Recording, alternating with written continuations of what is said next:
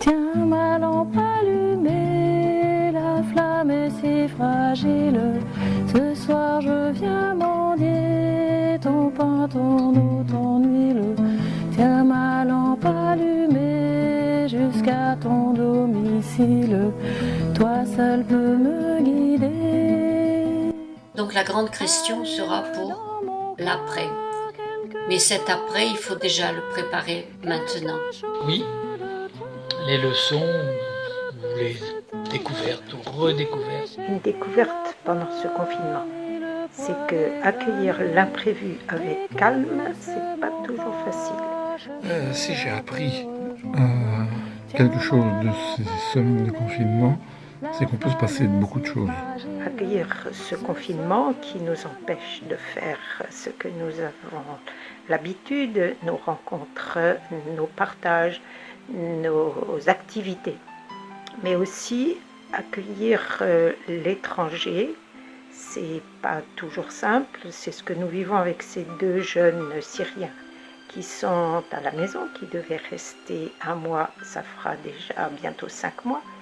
Et avec le barrage de la langue, l'écoute et le partage, c'est pas chose aisée et il faut pouvoir vraiment le découvrir pour mieux accueillir après tous ceux que nous rencontrerons sur notre chemin quand on va sortir. Comme vous tous, j'ai été privé de l'Eucharistie et des rencontres en église, mais pas privé de la parole de Dieu que Jean-Pierre sait si bien nous expliquer.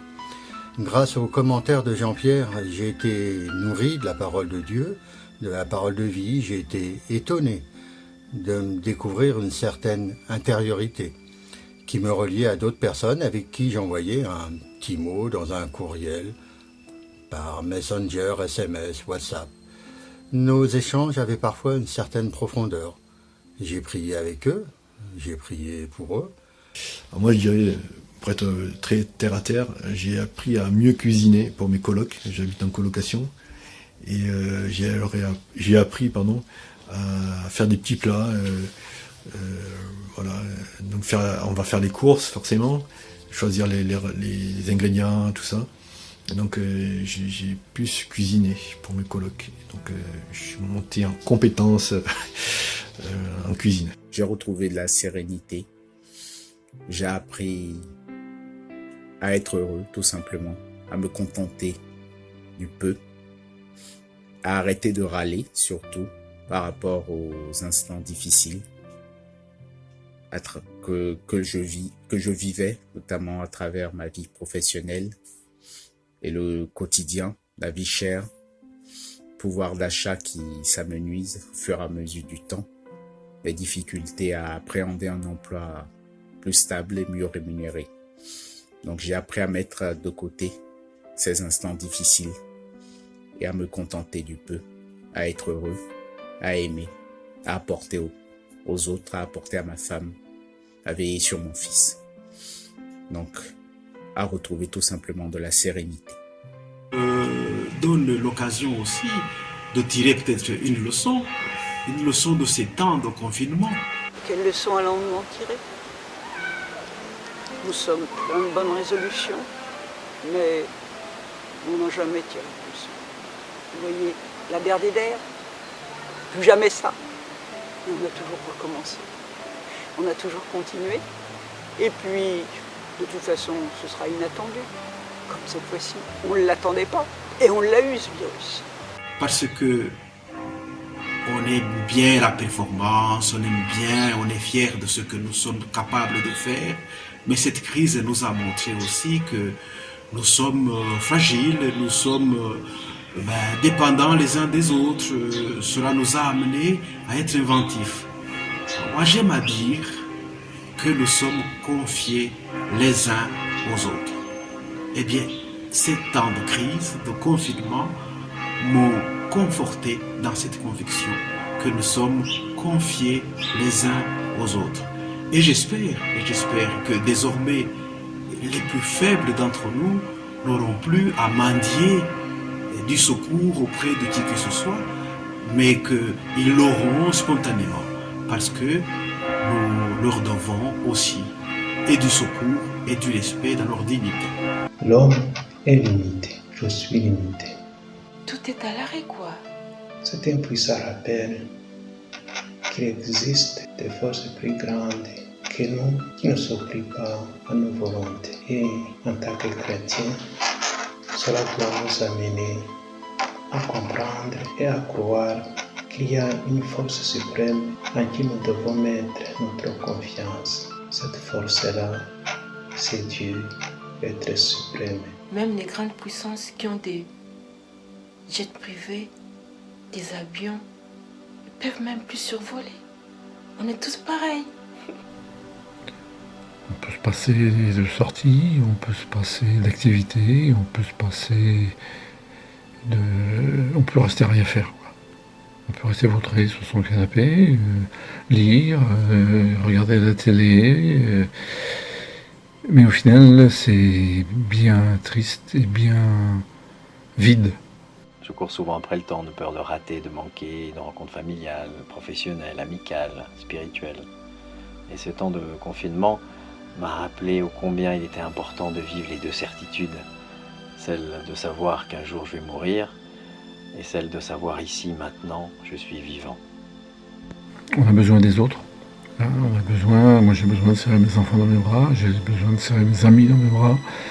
Et on s'aperçoit qu'on fait beaucoup plus de réunions par téléphone ou par WhatsApp ou par Skype que de rencontres réelles dans la vraie vie. On s'aperçoit qu'on a besoin de ça pour le moral. Et donc ce besoin de rencontre, il me paraît important. La prière du matin. Je suis sûr que je vais passer un moment d'intimité avec le Seigneur, trouver un espace simple, faire silence, réaliser que j'entre dans cette prière en présence du Seigneur, en demandant à l'Esprit Saint de m'ajuster pour mieux écouter le Seigneur, pour mieux le connaître et pour l'aimer davantage. Cette pandémie nous rappelle que nous sommes vulnérables face à la maladie et à la mort. Faire une pause pour reconnaître la fragilité de notre santé nous encourage à faire le point sur nos vies et à réfléchir à la façon dont nous passons notre temps limité sur Terre. Le mois de confinement, c'est que beaucoup de familles qui avaient des problèmes de divorce, qui étaient en instance de divorce, beaucoup de couples, ils se sont réconciliés. Donc, ils se sont demandé pardon et... L'homme est un être social. Il n'est pas un glouton. Il vit avec les autres. La prière du soir, le plaisir et les bienfaits de la prière d'alliance, inspirée par les exercices d'Ignacio. Merci, au cœur d'une alliance de la joie, de l'espérance, de l'amour donné et reçu, mais aussi en ce temps difficile, des peines, des blessures, ou pour les grands départs, suite ou non, à cause du virus. Découvrir Dieu comme... Prendre soin de moi et des autres dans le sens de tenir compte de l'autre, être une source de positivité ou de soutien à lui. Découvrir Dieu comme un ami. Pardon,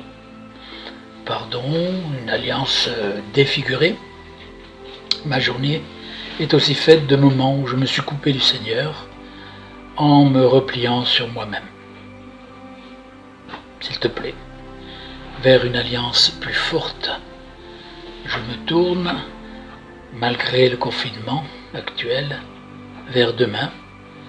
Je remets au Seigneur les situations que j'aurai à vivre et je demande son aide.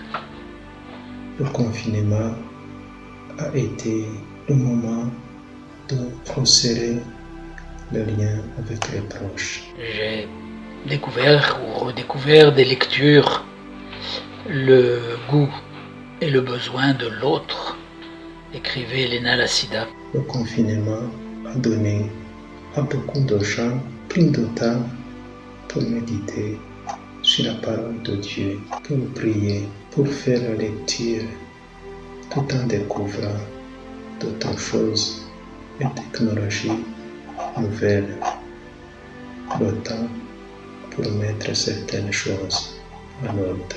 C'est l'importance de rester reliés aux autres. C'est ça qui fait de nous des vivants, parce que vivre, c'est les autres. Et le besoin des autres, pour moi, il montre aussi qu'on ne peut pas être tout seul. Tout seul, c'est pas possible. C'est peut-être des gens qui font ce choix, mais on ne peut pas vivre tout seul. Et quand je dis on ne peut pas vivre tout seul, c'est valable à tous les niveaux, et on ne vit pas pour soi. Et ça, je renvoie à nos problèmes d'écologie, les problèmes d'écologie qui sont malheureusement trop fixés sur le problème de l'écologie est lié à un problème de profit. Profit, c'est d'abord penser à soi et qu'il ne vienne que pour le reste. Et ça, c'est manifestement plus possible. Le problème, c'est qu'il faut que ça soit traité de façon relativement égalitaire dans tous les pays.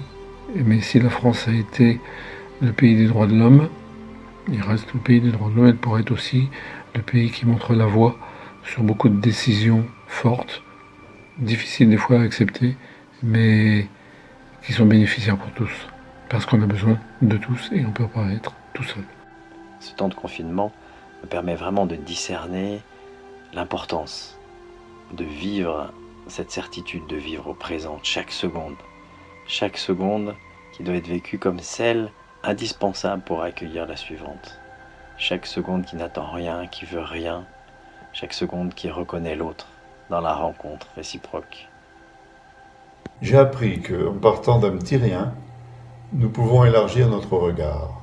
Tous les jours, nous passons devant des arbres, des fleurs. Nous pouvons constater que la vie triomphe toujours.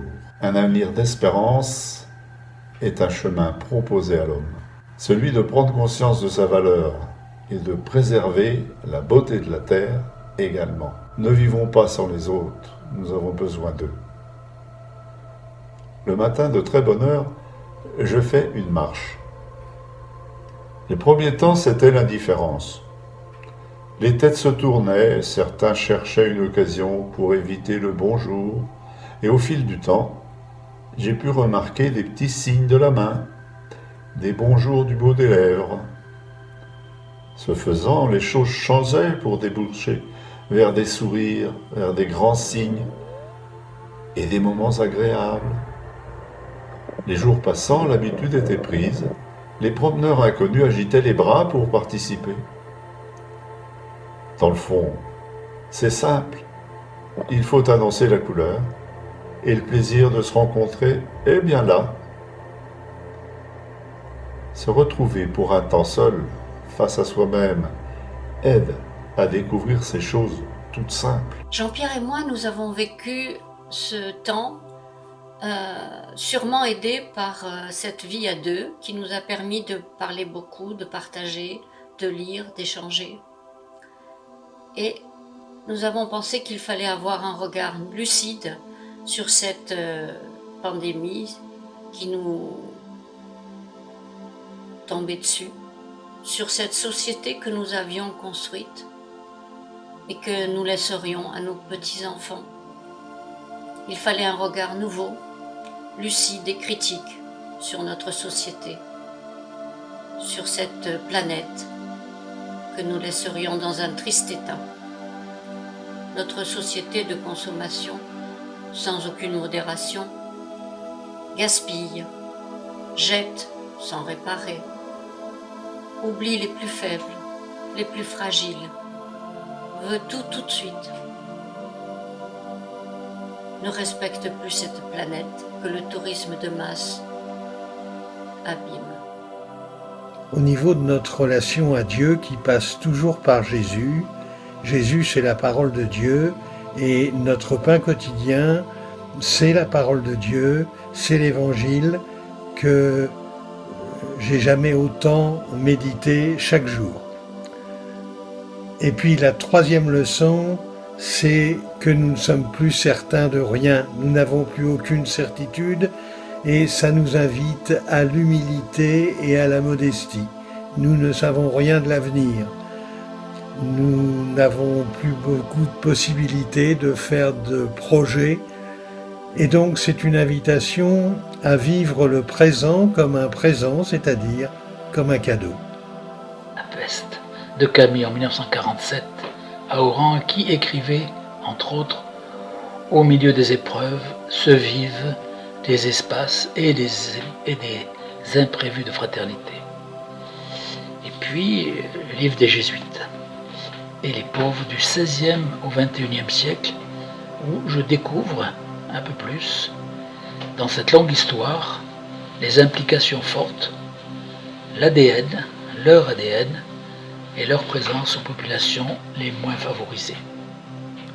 J'ai aussi découvert cette phrase « Partout, l'homme est à la responsabilité, à la solidarité, à la diaconie et au collectif plutôt qu'à l'individualisme. Notre capacité de résilience, tout comme l'aveu de notre fragilité, sont un formidable signal pour provoquer une réaction et changer. C'est certainement un signe d'espérance. Rendons-nous enfin toutes les personnes qui nous ont alarmés, qui ont émis des messages de résistants, qui se sont levés pour dire leur façon de voir, mais qui ont si peu été écoutés par les gouvernants et par les peuples. Souhaitons-nous vraiment que cette vie d'après ne soit pas comme celle d'avant? Est-il envisageable de reprendre nos vieilles habitudes, nos mauvaises vieilles habitudes? Les inégalités criantes, la pauvreté qui s'agrandit, l'écart entre les riches et les pauvres aussi s'agrandit. Souhaiterions-nous pas organiser plutôt la fraternité pour intensifier la solidarité dans la vie quotidienne, sans oublier l'écologie qui est aussi importante? Comment faire tout cela? Peut-être déjà à notre mesure, entre les habitants d'un même quartier, d'une même ville, reconnus comme frères et acteurs citoyens responsables. Particulièrement, avoir des actions solidaires sans attendre que les ordres viennent d'en haut ou l'organisation vienne du plus haut. Organiser au jour le jour des petites initiatives comme celles qui se sont créées peu à peu. Enfin, cette pandémie n'est pas que sanitaire, elle est aussi sociale.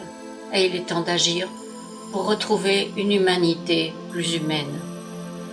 Réunissons-nous, réfléchissons, écoutons-nous et trouvons ensemble des solutions. Je vous souhaite à vous et à vos proches une bonne santé et j'espère que ces leçons et exercices vous donneront un sens et un but pour l'avenir.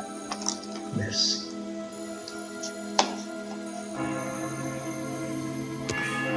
Allez, merci Seigneur pour ces rencontres et ces partages. Voilà, merci à vous.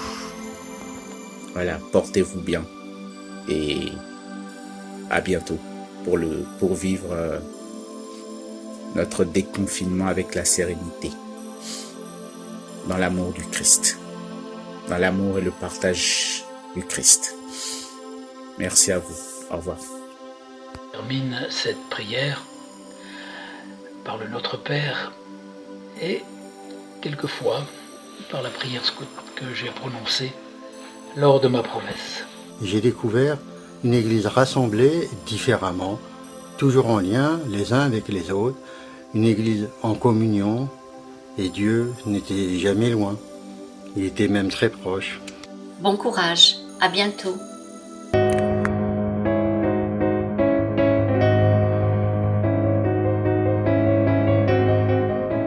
Tiens ma lampe allumée, la flamme est si fragile. Ce soir je viens mendier ton pain, ton eau, ton huile. Tiens ma lampe allumée jusqu'à ton domicile. Toi seul peux me guider.